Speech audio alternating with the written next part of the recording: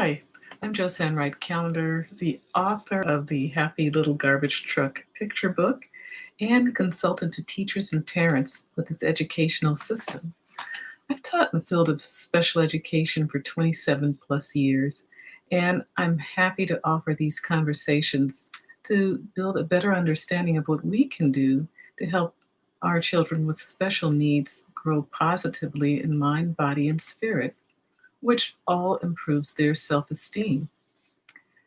Now, we've been talking about body image and how body image can lead children to better understand and identify what's happening within their bodies.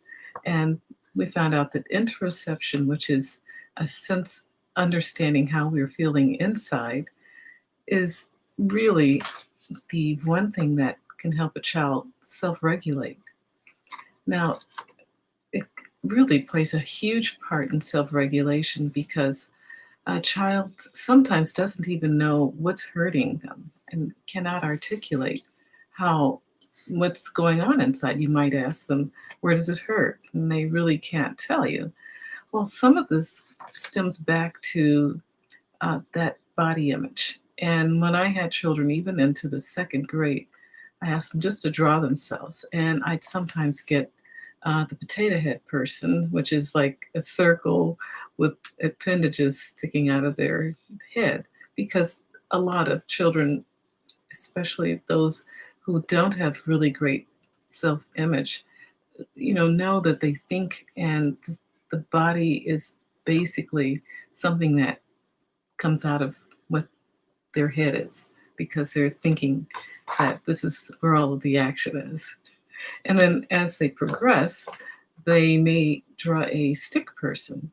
And this is better body image because they realize that there's a torso and there are appendages, arms and legs. But what we're trying to get to is actually a fully formed person. And so the one activity that really helps in this process is to trace a child's body. And while you're tracing, explain which part you're tracing. Like, I'm now tracing your neck. I'm tracing your shoulders on this large sheet of paper that we have. And it allows the child to participate in the understanding of where that particular body part is. And so after you've finished tracing the body, cutting it out, and allowing the child to draw their face and color their clothes and shoes, you can actually take that paper copy of the body double as we called it in our classroom, and do some fun activities. So I thought I'd list three for you to try out. One is create cards that have the basic body parts depicted on them. And so you could have like the head and give that card to the child, and they find out where the head is and place the card next to it.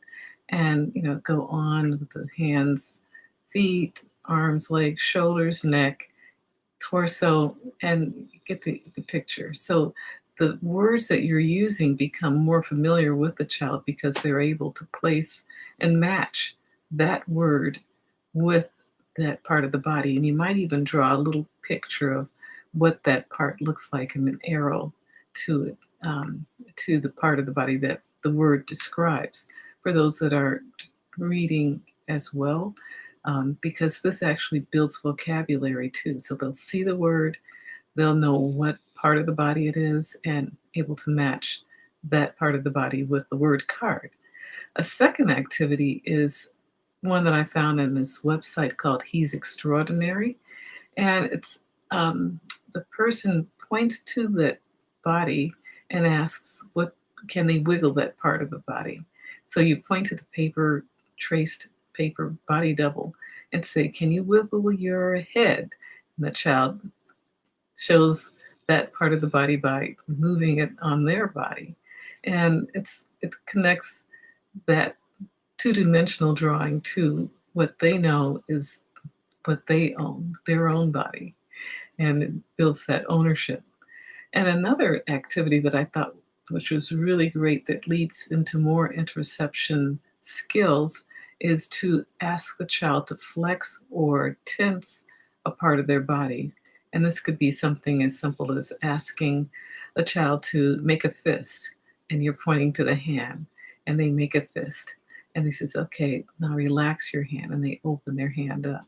So this is guiding them through not even imagery, it's from actual seeing the picture copy of who they are and asking them to make that part move and showing the child that they do control their bodies.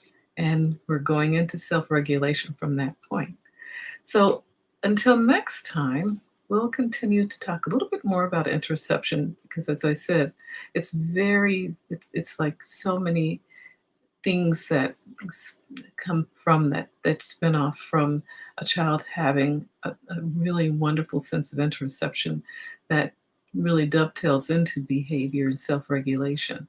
And so, and some other factors as well.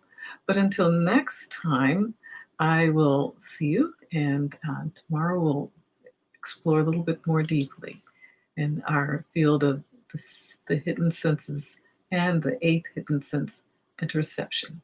Until then, bye-bye.